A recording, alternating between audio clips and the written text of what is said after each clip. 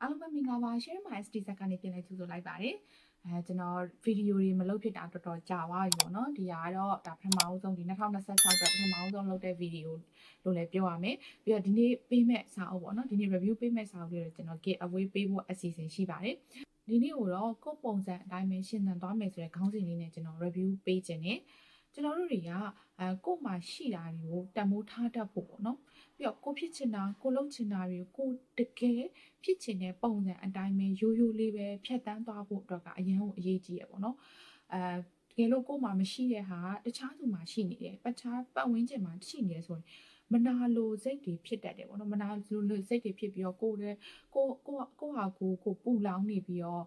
အဆင်မပြေရဘူးပေါ့စိတ်အခြေအနေလည်းအဆင်မပြေရဘူးကိုနေရထိုင်ရတာလည်းအဆင်မပြေအဲ့လိုမျိုးတွေဖြစ်တတ်တယ်အဲ့တော့ဒီနေ့ဗီဒီယိုလေးကတော့ကို့မှာရှိတဲ့အတိုင်းပဲเนาะကို့ပုံစံအတိုင်းလေးပဲကို့မှာရှိတဲ့တကယ်ဟာကိုပဲ accept လုပ်ပြီးတော့ပေါ့เนาะဘယ်လိုရှင်းသန်သွားမလဲကျွန်တော်တို့နေ့စဉ်ဘဝမှာတော့ပုံမှန်တိုင်းပဲကျွန်တော်တို့ဖြတ်တန်းနေကြတယ်ပေါ့နော်အဲ့လိုမျိုးဘဝတွေကနေပြီးတော့ဒါကိုပို့ပြီးကောင်းမွန်တဲ့ပို့ပြီးပျော်ရွှင်တဲ့ဘဝကို lifestyle ကိုဖြတ်တန်းခြင်းတဲ့သူတွေကိုဘာဖြစ်ချင်တာလဲကိုယ်စိတ်ကိုနားလေခြင်းတဲ့သူတွေပတ်ဝန်းကျင်ကိုကြည့်ပြီးတော့အားမလို့အားမရဖြစ်ပြီးကို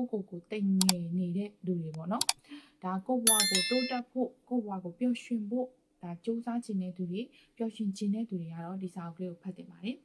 ဒါကတော့ဆီယမအချစ်ဖြူဘာသာပြန်ထားတဲ့စာအုပ်လေးပေါ့နော်ကျမကတော့ကိုယ်ပုံစံအတိုင်းပဲရှင်သန်သွားဖို့ဆုံးဖြတ်ထားတယ်ဆိုတဲ့စာအုပ်လေးစာအုပ်ထဲမှာဆိုရင်အပိုင်းအနေနဲ့6ပိုင်းခွဲထားတယ်ပေါ့နော်ဖောက်ကွမ်းမှာဆိုရင်ကိုတန်မိုးထားရင်းရှင်သန်သွားနိုင်ဖို့ဆိုတဲ့ခေါင်းစဉ်နဲ့ခေါင်းစဉ်အသေးလေးတွေခွဲတယ်ပတ်မှာဆိုရင်ကိုအရှိပုံစံတိုင်းပဲရှင်သန်သွားနိုင်ဖို့ဒါပထမဆုံးပတ်ကွမ်းအနေနဲ့ကိုတန်မိုးထားပြီးတော့ရှင်သန်မှုအတွက်ကိုဒါလမ်းညွှန်ထားတယ်ဒါရေးထားတယ်ပေါ့နော်ကိုစမ်းစစ်မယ်တုံ့တက်မယ်ပတ်2ကကိုပုံစံအတိုင်းပဲရှင်သန်ဖို့ဘယ်လိုမျိုးရှင်သန်မလဲဖက်3မှာကျတော့စိတ်ပူပန်မှုတွေနဲ့ရှင်သန်မသွားစေဖို့ဆိုတဲ့အတိုင်းဆိုရှိရဟန်ဆောင်ရတာပေါ့နော်ဒီလူနဲ့တွေ့ရင်ဒီလူကအပြကြိုက်တယ်ဆိုရင်ကိုကအပြမကြိုက်ဘူးငါလည်းဟုတ်တယ်အပြကြိုက်တယ်ပေါ့နော်အဲ့လိုပုံစံမျိုးနဲ့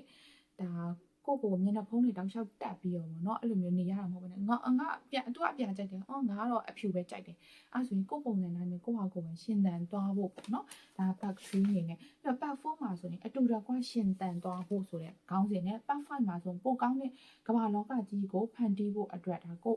ပို့ပြီးတော့ကောင်းမယ့်ဟာပထမပတ်1မှာကိုသိအောင်ပတ်2ပတ်3ပတ်5မှာဆိုရင်ပို့ပြီးတော့ကောင်းတဲ့ကမ္ဘာလောကကြီးကိုဖန်တီးဖို့အတွက်ဆိုတာပတ်6ဒါနောက်ဆုံးပိုင်းဖြစ်သွားပြီနောက်ဆုံးပိုင်းမှာဆိုရင်ပုံမကောင်းမွန်တဲ့ဘဝပြီးတော့ပို့အတိတ်ပဲရှိတဲ့ဘဝအတွက်ဆိုတာပထမဆုံး foundation အနေနဲ့ကိုယ့်ရဲ့ layer တစ်ခုချင်းစီမှာကိုယ့်ဘဝကိုယ့်ရဲ့စိတ်ကိုသိအောင်လို့လုပ်လာတယ်နောက်ဆုံးမှာတော့ပတ်7မှာပတ်6မှာပေါ့နော်ပုံမကောင်းမွန်တဲ့ဘဝပြီးတော့ပို့အတိတ်ပဲရှိတဲ့ဘဝအတွက်ဆိုပြီးတော့ဒါနောက်ဆုံး lifestyle ကိုပေါ့နော်အဲ့လိုမျိုးရေးထားတယ်ပြီးတော့ဒီမှာစာအုပ်လေးမှာကျွန်တော်သဘောကျတာဘာလို့ဆိုတော့ကျွန်တော်ဒီမှာဒီလိုမျိုးခုနကစာပိုင်းတစ်ပိုက်လေးရှိရမှာအဲ့ဒါရဲ့နောက်ပိုင်းမှာဆိုဒီလိုပုံလေးတွေနဲ့ပေါ့နော်ပုံလေးနဲ့ဆိုတော့ဒီတစ်ပိုက်ကြီးကိုတချို့အပိုက်တွေဆိုကျွန်တော်လည်းပထမတစ်ခေါက်ဖတ်တယ်ဆိုနားမလည်ဘူးเนาะဒုတိယတစ်ခေါက်ဖတ်ရတယ်တချို့ဟာကျတော့ဒီပုံလေးကိုပဲကျွန်တော်ပြန်ပြီးတော့ recap ကြည့်လိုက်တာနဲ့ပုံကြည့်လိုက်တာနဲ့နားလည်သွားတယ်ပေါ့နော်ဒီစာမျက်နှာလေးကိုကျွန်တော် sharing လုပ်ချင်တယ်ပေါ့နော်ဒါလေးကိုတော့ကျွန်တော်ကြိုက်တယ်ပေါ့နော်အဲ့ဒီမှာဆိုရင်ကန်ဆိုးမှုကြီးဆိုပြီးတော့ဒါသူကောင်မလေးကနေပြီးဒီမှာကန်ဆိုးမှုကြီးပြက်ခါကြတော့အဖြစ်ပြက်တစ်ခုသာဆိုပြီးတော့ရေးထားတယ်ပြဒီမှာလေးကတူကြုံလေးပေါ့နော်ဘာလို့ဆိုမမျော်လင့်ထားတဲ့ကိစ္စတွေဖြစ်လာတဲ့အခါအဲ့ဒါကိုတချို့ကကန်ဆိုးမှုလို့မြင်ကြတယ်တချို့ကတာမန်အဖြစ်ပြက်တစ်ခုလို့ပဲမြင်ကြတယ်တင်ဘလောက်ပျော်ရွှင်နိုင်လဲဆိုတာဒီအချက်ပေါ်မှာမူတည်တယ်တဲ့ဘလောက်လှလိုက်လဲကိုက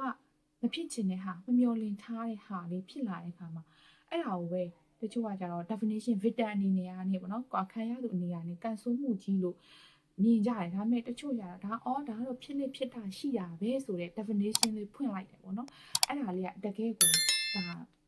လူတိုင်းကျင့်သုံးရမယ့်ဟာပေါ့နော်အကုန်လုံးကတော့ကိုစီစဉ်ထားတဲ့အတိုင်း plan တိုင်းပဲဖြစ်ချင်ကြတယ်ဒါပေမဲ့မဖြစ်လာခဲ့ဘူးဆိုရင်လည်းဒါကန်ဆိုးမှုကြီးလို့သတ်မှတ်မှာလားဒါအဖြစ်အပျက်တစ်ခုလို့ပဲသတ်မှတ်မလားပေါ့နော်အမျိုးလေးတွေကပြီးတော့နောက်တစ်ခု self love ပေါ့နော်ကိုချစ်တာဒီစာအုပ်လေးထဲမှာရေးထားတဲ့ဟာလေးပေါ့နော်ဒါကကျွန်တော်လည်းလက်ခံတယ်ဘာလဲဆို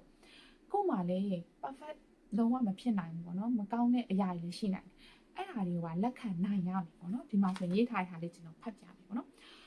်ကိုသဘောမကျမှုကိုပုံကန်နိုင်တဲ့စွမ်းအားကိုသဘောမကျတဲ့ဟာပုံကန်နိုင်တဲ့စွမ်းတ တကယ်ကိုပုံစံအမှန်ကိုလက်ခံနိုင်တဲ့စွမ်းအားတွေပြည့်မြောက်ခြင်းကနေရတာ self love ဆိုတာမွေးဖွားလာတာပါတဲ့ကိုယ့်ရဲ့ဟာ accept လုပ်နိုင်တယ်ပေါ့နော်ကိုယ့်ရဲ့အရှိတမ်းကိုမလွယ်တာတော့သိကြတာပေါ့ဒါပေမဲ့ဒီခက်ခဲတဲ့လမ်းရှည်ကိုရှောက်လာတဲ့သူတွေက